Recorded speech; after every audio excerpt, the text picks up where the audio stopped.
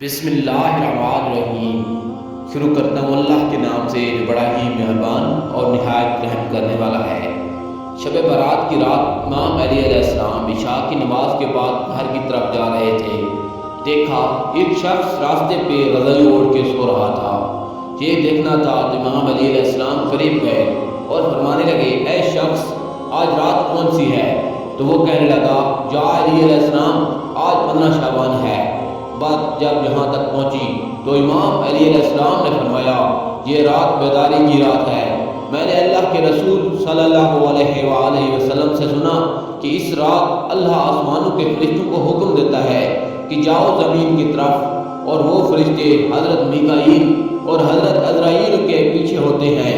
حضرت میکائیل اور حضرت عزرائیل ہر گھر میں آتے ہیں، کیونکہ اللہ تعالیٰ کا حکم ہوتا ہے کہ اس رات اگر کوئی میرا بندہ اپنے گناہوں کے لیے پچھتائے اور مجھ سے آنے والے وقت میں اچھے اعمال کا وعدہ کرے تو میکائیل اس کی تقدیر میں ترمیم کر کے آنے والے سال میں زیادہ سے زیادہ رزق اور فراوانی لکھنا، اور اللہ کا عزرائیل کے لیے حکم ہوتا ہے کہ اے عزرائیل ہر گھر جا کے دیکھ، آنے والے سال میں جس گھر میں جو مرنے والا ہے اسے بتا کہ بیدار ہو کے اپنے اللہ کی عبادت کر، کیونکہ باقی اس کی زندگی میں اتنی سانسیں اور اتنی دھڑکنیں موجود ہیں۔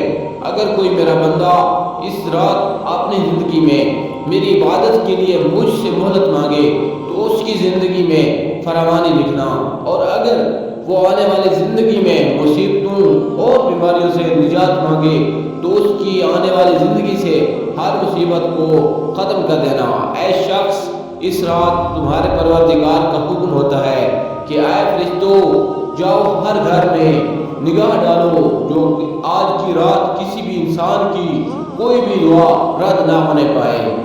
سبحان اللہ۔